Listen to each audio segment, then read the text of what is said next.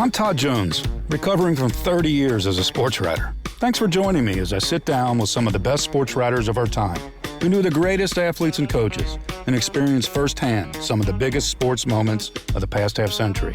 We'll share stories behind the stories, some we've only told each other. Pull up a seat on Press Box Access. I've known Sam Farmer since 1988, and he's made me laugh in every one of our many conversations since. Sam's a funny guy, a natural storyteller. He's also one of the best reporters covering the NFL, which he's done for more than 25 years. In fact, Sam was honored by the Pro Football Hall of Fame in 2019. That's no joke. Sam will tell us about some of the biggest names in football history and toss in 2 scoops of humor. This will be fun. Well, Sam, thanks for joining us. What do you say we buy everybody a round? That sounds great, Todd. Let's start with you. Open that wallet. Oh, I forgot my wallet. I think it's at home. I think the Los Angeles Times can afford it.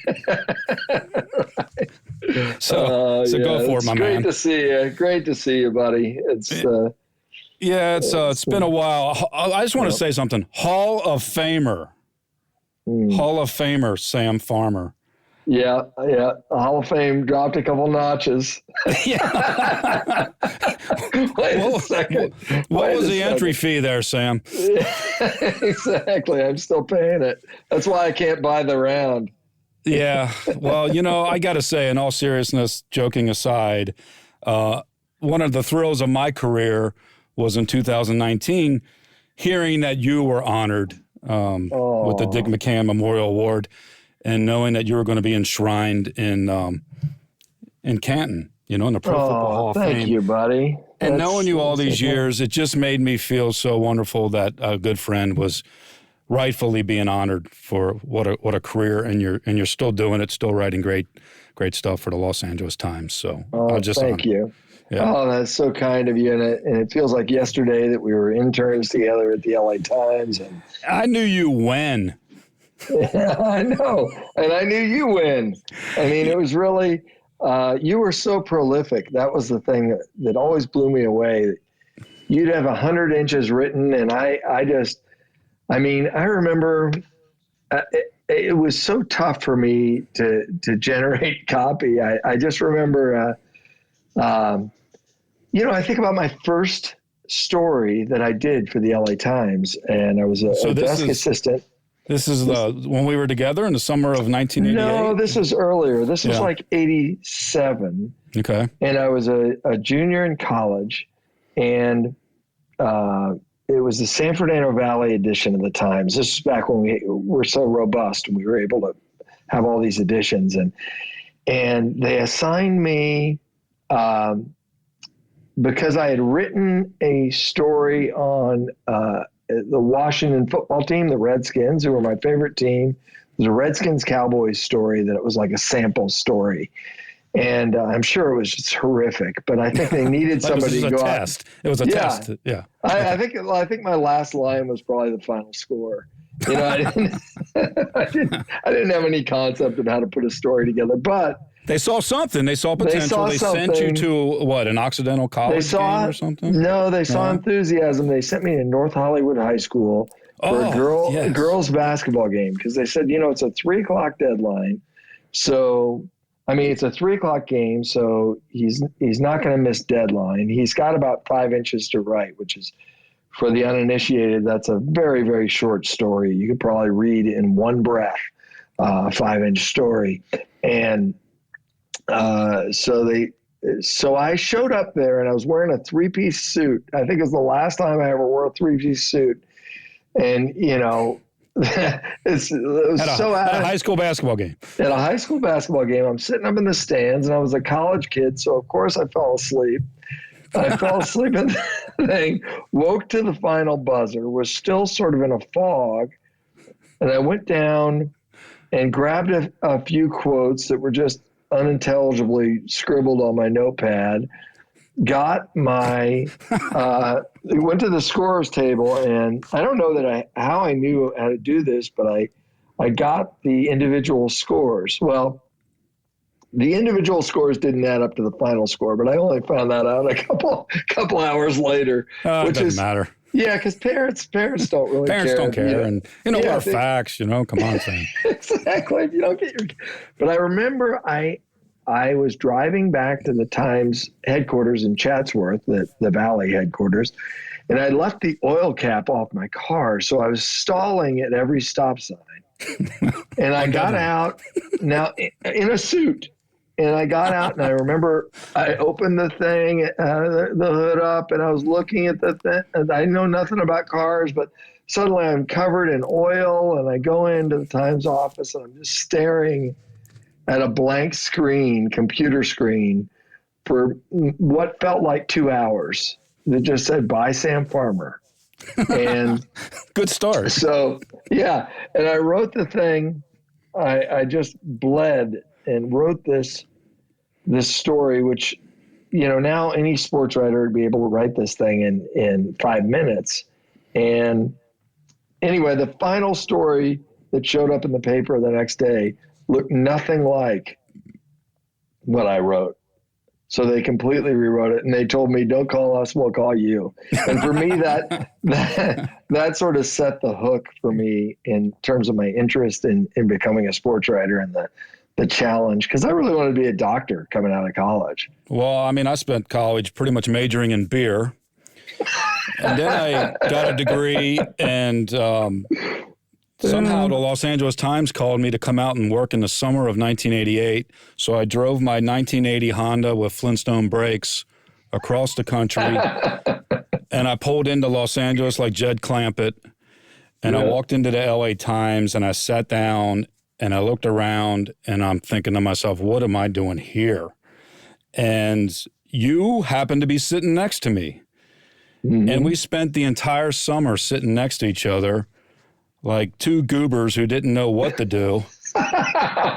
Saucer-eyed. I'm reading Jim Murray, Mike Downey, Scott Ostler, and there's Todd Jones from Kentucky writing a story for the Los Angeles Times. I'm thinking, this is insane.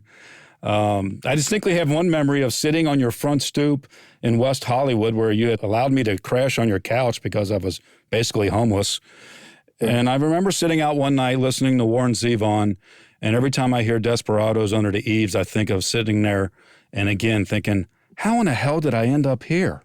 Yeah. What am I doing here? I felt like a total fraud. Well, if you felt like a fraud, I can't imagine, because I looked at you and I thought, this guy has experience. He's covered Kentucky basketball. He's covered major stuff. He's a really good writer. And I learned a lot from you just watching you. You had so much more experience. I wasn't on my college paper. I didn't do any of that. I had no experience other than being a sports fan. And being a fan of the sports page. I don't know. I just kind of hit it. I hit it well. I think we both had a lot of fear. Yeah, total fear. Yeah, total fear. Now you're in the Pro Football Hall of Fame, recognized for 25, 26 years of covering the NFL, known as one of the best football storytellers in the country. And rightfully so. And you started with, oil over your suit at a high school game. And so, it started very small, but here you are now nationally respected.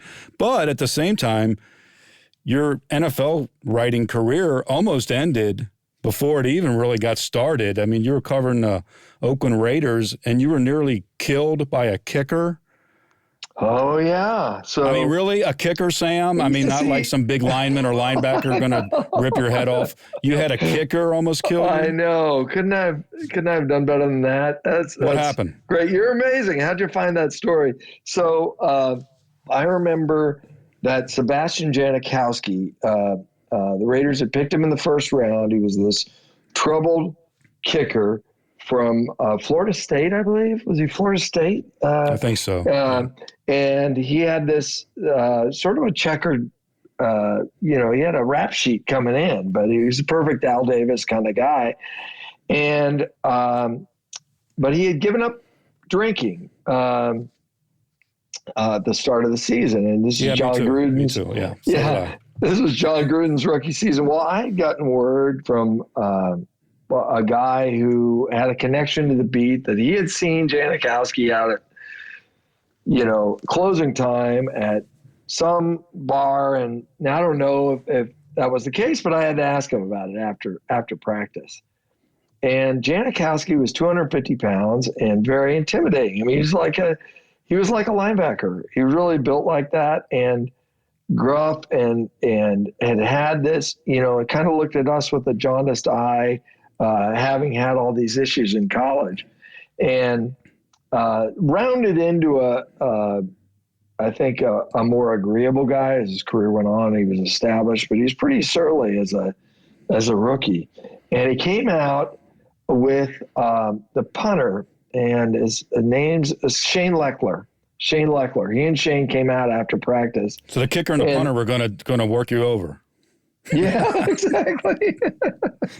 And a lot of times we would wait out in the parking lot for the Raiders, which the Raiders were the Wild Wild West. I mean, just take you back a year earlier in Joe Bugle's one season as coach. And I mean, you had player revolts. You had Chester McLaughlin running this 350-pound defensive tackle running through drills in a full-length coat, refusing to take it off when coaches told him to do that. He didn't want to do that. Nice discipline there by the Raiders. Yeah, the Raiders were just completely off the reservation in terms of like the craziness of that team. Well, they had a kicker and a punter wanting to kill you. So what happened? Yeah. So I asked Sebastian about that. I said, I got to ask you, I hear you've been out at closing time at these bars and Sarah. And I mean, he turned to Shane Leckler. He said, don't ever talk to this guy. This guy just asked me about going out and partying. Don't ever talk to him. And he got in his SUV and roared out of the parking lot and nearly hit me. I had to jump between two cars to not. He tried to run you over? Yeah, I mean, he was like fishtailing out of the parking lot, and and then whenever he'd see me running off the field, he would run right at me and then just take a quick sidestep right before he got to me. You should have kicked him. Yeah. The counter kick, I think, would have been. Well, there must be something about running over sports writers. I once covered a senior golf tournament in Cincinnati, and this guy, Rocky Thompson, who had about 15 minutes of fame, he was like a steel worker, and, he won some of these tournaments on the senior tour, which was basically like, corporate welfare with a scoreboard. And so I had to ask him something after a bad round, and he was sitting on his golf cart, and I was standing right in front of it. And I said, hey, Rocky, can I talk to you for a second? And he said, no, you may not, and just stomped on the pedal. And same thing. God. I had to literally jump out of the way of the golf cart. Yeah. I'll take a golf cart over an SUV. But yeah. And we both probably deserved it. Yeah, probably so. No, it's so the Raiders were a 5-year sentence, covering that team. But what judge put you out there to cover the Raiders for 5 years? I mean, what did you do? Because when you think about it, the Raiders were run by Al Davis, one of the most iconic characters in the history of the NFL. But Davis was really all about control and paranoia and conflict. Totally. Well, you tell me, you dealt with him on a daily basis. Tell us about Al Davis and what that was like. Al was the sweetest to my wife, Paige. I mean, he could be charming and sweet and everything. And he'd play us against each other as writers. Not my wife and I, but the writers. He would, one day he would, or even from over the course of the day, Jeff Chadilla, who was at the San Francisco Examiner and went on to Sports Illustrated, and now is at NFL Network. He and I were roommates, and Al would be nice to one of us in the morning and the other one in the afternoon. And I remember one time with Al, I was in Coral Gables, Florida, for an NFL owners meeting, and I saw Al in the lobby. Well, by the way, was he always dressed always in black or silver? He had the sometimes he'd be, he always had the sweatsuit on, and he'd have the glasses on the silver chain. And now that I wear these readers, I kind of understand that. I just have 4,000 pairs of these things that I order on Amazon. But I see Al in the lobby, and I said, Al, can I talk to you? And he said, come up to my suite. And I thought, I'm going up to Al Davis's suite. I mean, this is unbelievable. This is great. I'm the only beat guy from the West Coast there. TJ Simers and I are the only beat guys, or only NFL guys from California at these particular meetings at the Hyatt in Coral Gables. And so I go up, and Al's got this gigantic suite at the Hyatt, and he's got weights set up.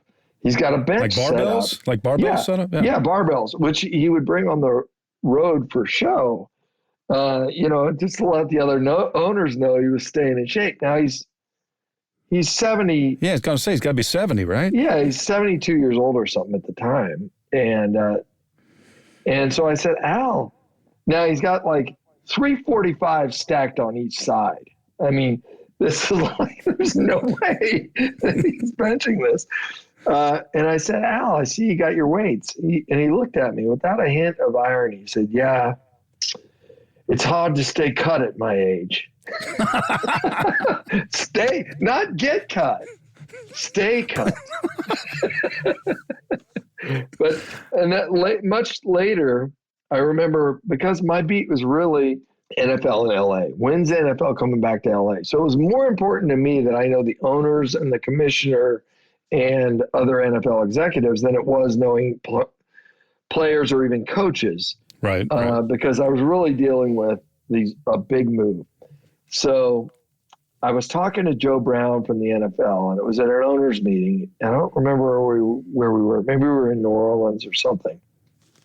And Al is now having a hard time walking, really, but he hangs on to the backpack of his Sherpa. He was still cut, though. He was cut, but he's got kind of a Sherpa, a kid with a backpack, and he walks along and hangs on to the backpack of the kid. And I'm talking to Joe Brown, and I'm taking notes. And Joe Brown was the right-hand man to Paul Tagliabue. And Al says, Sam, he sees me from a distance. He said, they keep lying and you keep writing it. Al Davis, notorious for battling the NFL. Always. It was a shuffle by shooting. He got us both with one shot. Was he just like you hear these legendary stories about his paranoia? Do you remember anything about, like, spies and hidden microphones or anything that you dealt with Al Davis? There were times when we talk about something in the press room among reporters, and the PR guy would come in and say something very on point. Like talk to the plant? Yeah, it was like the house plant in the corner. Second. Another time, I remember Jeff Hostetler was having shoulder problems or something, and there was we would have a conference call. We were having a conference call, and Al Locosal, who was Al's right-hand man, came on and he said, we're getting Haas. It's a conference call. No questions. Nobody can ask a question. He's going to make a statement. No questions. And somebody said, Al,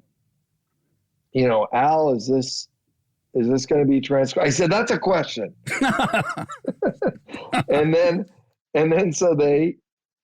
so in a very grainy call, Jeff Hostetler talked about his shoulder and made a statement and then got off the phone.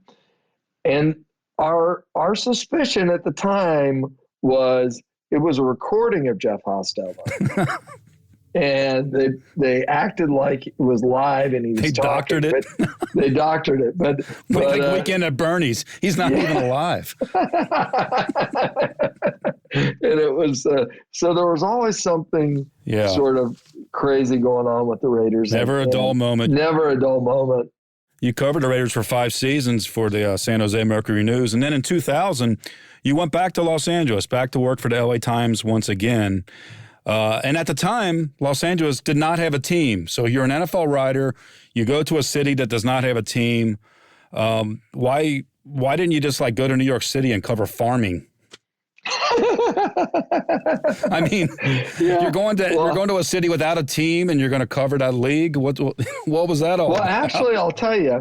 I actually came in as the UCLA beat writer, and I covered one season at UCLA basketball. Oh, okay, that explains it. But the Raiders had gotten good, and so they would call me in to do a John Gruden profile, a Rich Gannon profile, and the Raiders got to the NFC or the AFC Championship game that season and lost to Baltimore, which went on and won the Super Bowl. But I was able to sort of show my NFL chops that way. Yeah, because you had built some sources and some people you knew. Exactly.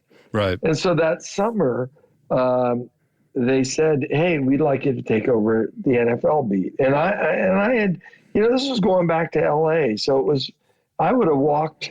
In fact, I even told Bill Dwyer when he offered me the job, I said, "I'll start walking right now to get down there." I mean, I would have. San Jose. Yeah, from San Jose, which is a 5-hour drive. You're in Los Angeles. Now you're covering a sport, a league without a team. How did that change things for you? It was a universe, galaxies apart from what I was doing. It was thinking in big terms, what team might move to LA, what stadium might work, who might the potential owner be. And this was a process that involved billionaires and political heavy hitters, people in the entertainment industry, Michael Ovitz and Tom Cruise and Garth Brooks, and whether it was going to be at Dodger Stadium, the Coliseum, Hollywood Park, downtown LA, San Diego, Orange County. It was covering this, but I also covered the league at large. So I had the dream job. I'd go to the game of the week, get to pick it myself, hit the Monday night game on the way home. Got to do, because the NFL was so vitally interested in how it was perceived in the nation's second largest market. Because remember, LA was more powerful and more valuable to the NFL without a team than with a team. I'm Ken Harbaugh, host of Warriors in Their Own Words, a podcast that presents the unvarnished, unsanitized truth of what we have asked of those who defend this nation. As a country, we need these stories more than ever. Stories from Americans who have borne the battle, including 30-year-old remastered interviews with veterans from World War I recounting their time in the trenches of Europe, and with veterans from World War II, Korea, Vietnam, and from our most recent conflicts in Iraq, Afghanistan, and other battlefields Americans may never have heard of. Hear their stories by listening to Warriors in Their Own Words wherever you find podcasts. In the period that LA didn't have a team, I think it was 28 teams either got new stadiums or had at least $400 million in renovations.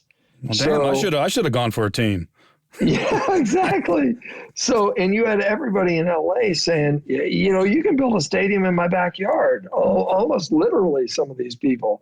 So it was an incredibly, I would say, sort of an influential job because the league really cares. So I went to Europe with Paul Tagliabue, traveled around Europe. I'd go to John Madden's and watch games with him. So you started you were covering football, but you were really covering much more than football. Yeah, you were covering the business aspect of it. And got to travel with officials and really got to sort of draw up my own job description because people didn't want to just read about NFL in LA. They wanted to read about this young guy, Tom Brady, out of nowhere in New England. So I'm sort of identifying the really interesting stories and the stories that got me excited and questions that I really wanted answered, whether that was like the officiating crew and got to do weird stuff. I mean, Matt Millen and I we both together piloted the Goodyear Blimp. Wait a minute. Yeah, You're piloting the Goodyear Blimp? Oh, yeah. Oh, my God. Where were you when the Hindenburg went down? Yeah, oh, that's great. Yeah, no, it was so. Yeah, we were at the Super Bowl. We were in Tampa, so it was the Super Bowl, the Cardinals Steelers Super Bowl, and we were there early. And I wasn't with Matt, but when we got to the Goodyear called and said, "Hey, do you want to ride in the Blimp?" And I said, "Oh yeah, absolutely, I want to ride." Why in the not? Blimp. And I got there, and it was Matt Millen and me, so with a pilot. And so we took off and we were ascending and it's like first of all, it feels like it's wooden benches in there. It feels very antiquated. And it's a blimp. I mean, let's face it, it's a blimp. Yeah. And you feel somewhat at the mercy of the elements, much more than an airplane. You sort of the whims of the winds, literally. And so Matt and I were in this thing, and we ascended, and it's a very sharp ascent. The ascents and descents are very severe. So we get up there, and the guy says, "Okay, who wants to fly this?" And flying it, if I can recall, there was a big wheel to the side that was a sort of maybe had something to do with the pitch of the thing. And then there are foot pedals. It's not like a steering wheel. Like he's pedaling it like a bike? No, it's sort of like you push one down to turn one way and push the other down to push the other way. And then you've got the wheel that's sort of like your angle, your sort of position, your attitude, whatever. And so I said, yeah, I'll try it. So I scrambled around and got into the pilot's seat, and Matt was sitting next to me, sweating. And immediately I'm disoriented. I don't know which way is up. This is good. I whipped a U-turn in that thing so fast. I think because I stood on what I thought was the accelerator. U-turn with a blimp. Yeah, Matt, who had been this ferocious linebacker for the 49ers and Raiders and fearless and everything, he was scared to death. His fingers were clutched. It was like that scene in Tommy Boy where the fingers are like embedded in the dashboard. I was out of that seat probably in 30 seconds because I was so freaked out by my inability to steer the blimp or to navigate the blimp. So, well, Goodyear thanks you for bringing it back in one piece, and I'm glad that that it landed safely, and your career did not end the way it almost ended with Sebastian Janikowski and his car trying to run you over. Yeah. How did the blimp compare to John Madden's bus? Yeah, Madden's bus was really cool. And so I did that. I've done that a couple of times, but what was it like inside Madden's bus? It's actually surprising. He has a number of them. And as we all do, Yeah, of course. It was actually surprisingly Spartan. It wasn't like Jerry's bus. I've been on Jerry's bus. Jerry Jones's bus. Jerry Jones's bus, and that is. By the way, I love how you're a first name basis with a billionaire. Jerry's bus. Yeah. Well, tell me about Jerry's bus compared to John's bus. Well, Jerry's bus is like a Four Seasons. I mean, that was like John's bus was a nice, sort of decked out and beds and TVs and stuff, but Jerry's bus is super over the top fancy to the nines. But I've also been in a town car with Jerry driving. And Jerry's not a great driver. And we were going around. Yeah. Why doesn't it not surprise me? He was just building AT&T Stadium, and we're driving around the construction site, and we drove circled and circled and circled on these dirt roads, and he's driving a Lincoln Town Car. And I'm in the front seat talking to him, and he's talking about all the frit in the glass in the stadium and how they paid extra for these arches because they wanted to complete the arches and the art gallery that's inside. And this was going to be, and it was, the greatest you know, it was the eighth. It was the, I think I called it the Yal Mahal. It was the you know, eighth wonder of the world. And it's insane. Now, while it's he's driving, it's insane. While he's driving, he's getting so into it that he sort of got off track and crashed through like a sawhorse. And we went down into a ditch. Now, we didn't fully crash the car, but like we were down into a ditch. You sound like a teenager explaining this to your dad. We didn't fully crash the car. Yeah, and I was just petrified, and I realized that in a panic situation, I just freeze up, and I just didn't. And he said, well, thank you. He said, thank you. You saved us. And I said, how did I save us? I mean, he said, I was like a defensive back and you were like a receiver. I was just looking at your eyes. They got real big. I was looking at your eyes. I was like, God, Jerry, this is crazy. So you almost killed Jerry Jones, or he almost kills you. He almost killed me. You almost killed Mike on a blimp. You almost killed Matt Millen. Matt Millen. You almost killed Matt Millen. Janikowski almost kills you. You have a lot of near misses. Near death experiences. You even had access to Donald Trump before he was president, right, Sam? Yeah, I did. I got a call. Dave Morgan, who you know was one of the editors of the Times, and he called me on a Friday night. This was in 2005, and said, "Hey, do you want to play golf with Donald Trump tomorrow?"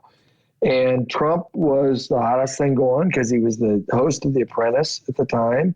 And I said, "Yeah, of course." So where? And he said, "Well, it's this course you just bought out in Palos Verdes, and it's 16 holes because 2 holes sloughed off into the water." You have that. Yeah, exactly. And it's later, to give people a point of reference, it's where they had the Catalina wine mixer in Step Brothers. It was that's where they filmed that. And so I'm thinking it's going to be this media junket out there, and we all are going to meet Donald Trump, whatever. I get there, and it's Trump in an empty spot in his cart, and PGA PR guy and the pro from this course, which was called Ocean Trails, and they want you in the cart with Trump. So I'm sitting with Trump in his cart, and we pull out, and he starts making introductions to people, and he said, "This is the top guy at the LA Times." And I'm thinking, you're the top guy at the LA Times. I'm not. I'm telling people, like, I'm not the top guy. A top guy doesn't even know my name. But what I later came to realize was he wasn't doing that for me. He was doing that for him. He wouldn't be with anybody but the top guy at the LA Times. Yeah. So, what kind of golfer was the former president? You know, he was not a single-digit handicapper. That's for sure. I mean, he was not.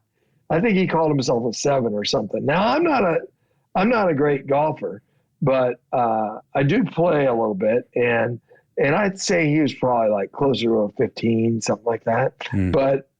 But we wound up, I beat him in a skins game, and how much you take him for?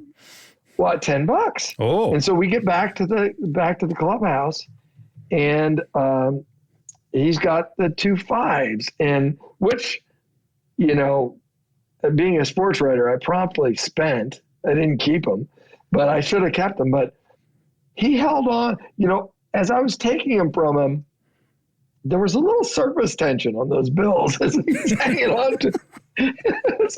And I said, I just won $10 from Donald Trump. And without missing a beat, he said, well, I got a private jet and a supermodel girlfriend, so I'm not doing so bad. He was bugged about it. But then we went and had lunch with his secretary in the clubhouse. And so he immediately starts and he's like, we need gold ceilings. I mean, this is a sort of a Spanish style clubhouse. And it was very nice, but he really wanted to put his stamp on this place. So he said, we need gold ceilings. And he said, tell Chef the soup bowls are too big. We're putting too much soup in these bowls. Tell No chef soup for you. She's taking notes. She said, "Yes, Mr. Trump. Yes, Mr. Trump." She's taking notes. And he said, "We need flat screen TVs. We need flat screen TVs all around, and Sony's." And she's like, "Yes, Mr. Trump." Well, at the time, flat screens were kind of exotic. I mean, they were expensive. And he said, Sony's. And she said, "Yes, Mr. Trump." And then he said, "Now," he said, "what are we going to call this place? Trump International or Trump National?" Sounds like a Monty Python skit. Yeah. And so I said, now all the while he'd been saying, as we were playing, he'd been saying, "This place is better than Pebble, isn't it? Do you think this place is better than Pebble? I mean, look at these views. This place is better than Pebble." And I'm thinking, Pebble has 18 holes. It's not missing two. It's not missing two. But it's a dramatic setting. It's pretty. It's not better than Pebble Beach. But anyway, Trump International or Trump National. He turns to me. He said, "What do you think?" I said, "Well, what's international mean?" And he said, "It means like around the world." I go, "Yeah, no, I know what international means." What's it mean relative to a golf course? And he said, "We're 5 miles from Los Angeles International Airport." And I said, "So this place is better than Pebble, but you want people to associate it with the airport?" With LAX. And I mean, like that. He turns to the secretary and says, "Trump National." And by the way, this guy's out of here.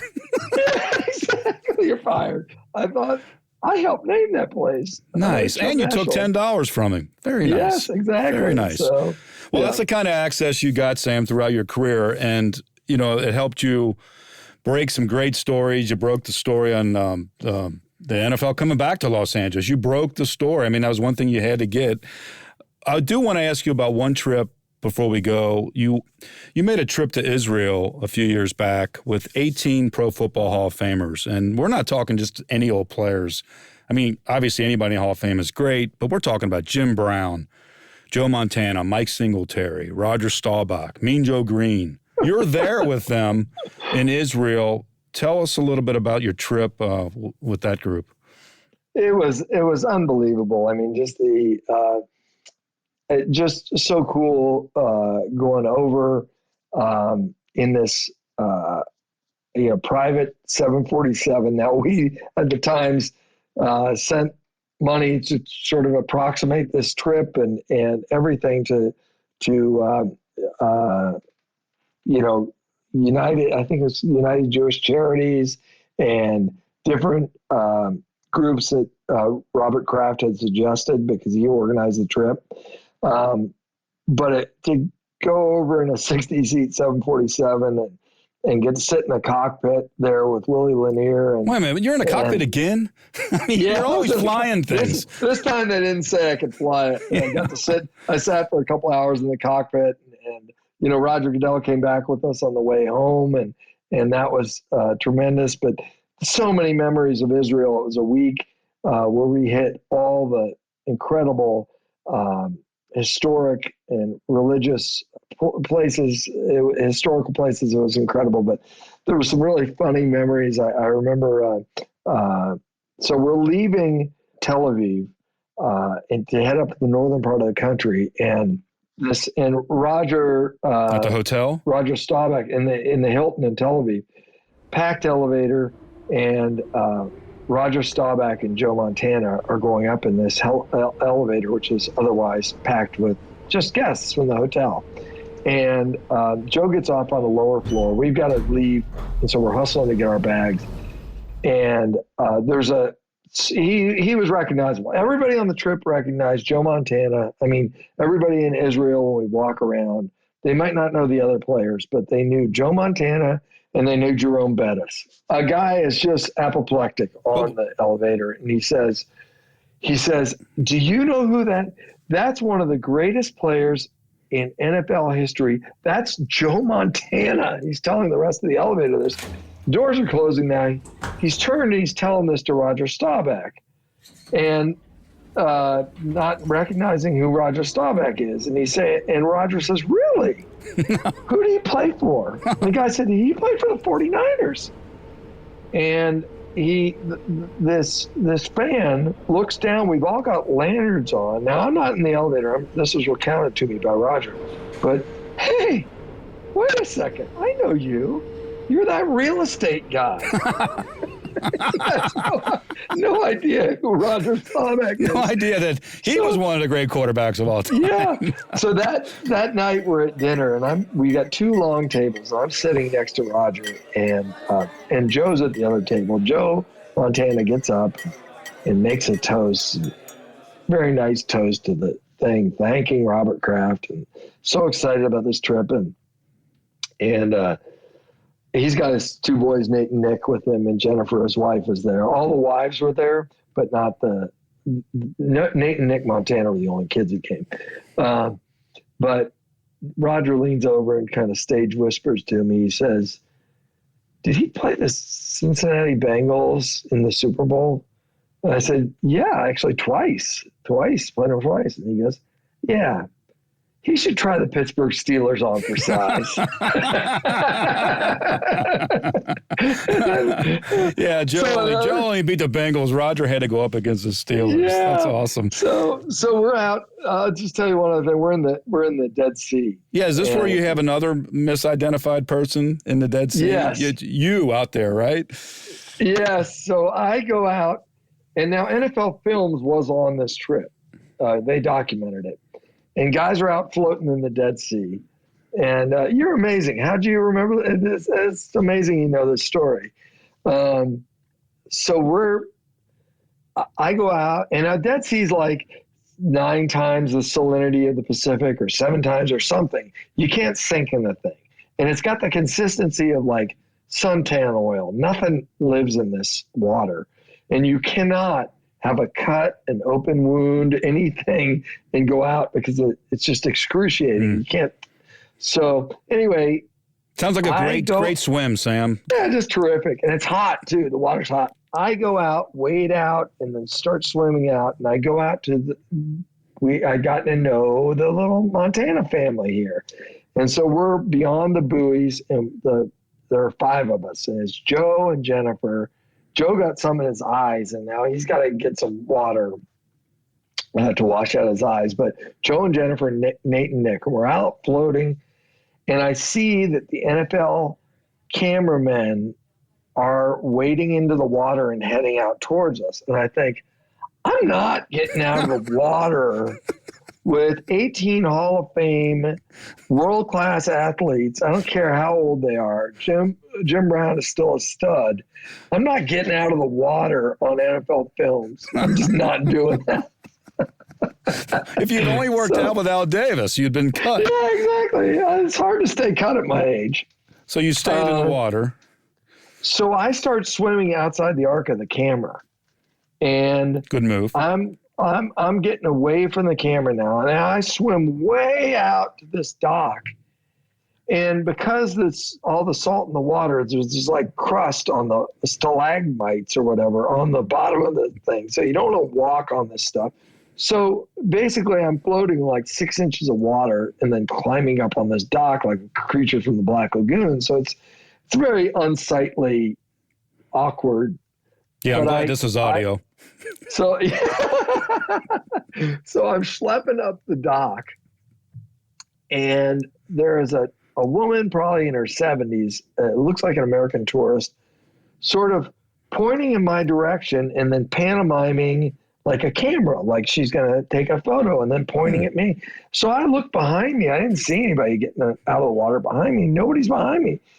And I said, "Me?" And she says, "Yes. Can I take your picture?" I said, "You absolutely cannot take my picture." She said, "Well, we're from the Bay Area. You're Joe Montana, aren't you?" I'm not. I said, "You have the worst impression of a Hall of Fame quarterback." And so that story made the rounds. So for the rest of the trip, anytime it was roll call, we were getting on the buses, anything, it'd say Joe Montana, and somebody would point and say, "He's right there." Well, now you share a place with Joe Montana. You're enshrined in Canton Pro Football Hall of Fame, and really because of the great journalism you've done over the years, the stories, which all came back from the access, the relationships, the working relationships that you built, the trust that you built. You're flying a blimp, you're on the bus with John Madden, and then you're breaking the story about the NFL's return franchises to Los Angeles. And so 2 years ago, you're in Canton, and you're backstage with Bill Belichick at the Hall of Fame, and I think your mother walked up to Belichick. How do you get these stories? Oh, my God. Yeah, my mom walked up. She said, I know you, to Bill Belichick. I was like, oh, Mom, please, Mom. I think. What did Belichick say? Belichick was very nice to her. You know, I mean, everybody's in a festive mood. Everybody's there to celebrate somebody. And, you know, it was, but my mom, you know, is from Western Pennsylvania. My mom is very gregarious, loves people, loves asking them questions, finds out everything about, she's a natural reporter. She wants to know everything about the person. And she just asks, you know, she's wonderful, but she asks an endless stream of questions. She's a natural reporter, which, you know, and you know all these stories, but I just love that story of her saying to Bill Belichick, I know you. And you know what, Sam Farmer? Yeah. I know you. I knew you back in 1988. We're both a couple snot-nosed kids. We didn't know what we were doing, and we had these dreams of trying to become sports writers, and you fulfilled it. And now, Sam, you're in the Pro Football Hall of Fame. I couldn't be happier for you. Thank you, Todd. It's so great to talk to you, and we it's great to have these lifelong friendships. My dogs are going crazy in the background, but you're a dear friend, and I have great memories of working with you, and this has been so much fun. Yeah, well, thanks for sharing your stories. I think listeners had a lot of fun listening to them. Yeah, thanks so much. Take care. Thanks for listening to Press Box Access. You can find us here with a new episode every other Wednesday. If you enjoyed this episode, please be sure to subscribe and follow us on Apple Podcast or on your favorite podcast app. We'd love for you to review us. 5 stars would be nice. Follow us on social media. Drop us an email at pressboxaccess@gmail.com. And be sure to spread the word. Everyone is welcomed here. This has been a production of Evergreen Podcast. A special thank you to executive producers Michael D'Aloia and Gerardo Orlando, producer Sarah Wilgrube, and our audio engineer Dave Douglas. I'm your host, Todd Jones. It's closing time. Rock on.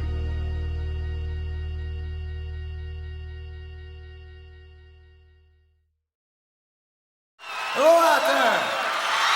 Yes, hello out there, everyone. I'm Hal Schwartz. And I'm Flynn McLean. Together, we host a podcast called None But the Brave, which focuses on the music and career of Bruce Springsteen.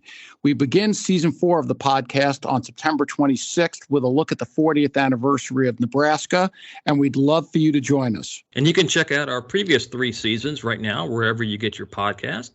We've also had some pretty cool guests on, like Little Steven Van Zandt of the E Street Band, Brian Hyatt from Rolling Stone, and Ken Rosenthal from Fox Sports. If you're a fan of Bruce's music, you're not going to want to miss our discussions on his past albums and tours. And as Bruce begins his first tour in 6 years next year, we will cover it as it happens. And we are very excited about that. Yes, we are. So check out our website, nonebutthebravepodcast.com. And we hope to see you further on up the road. Thank you so much. We'll be seeing you.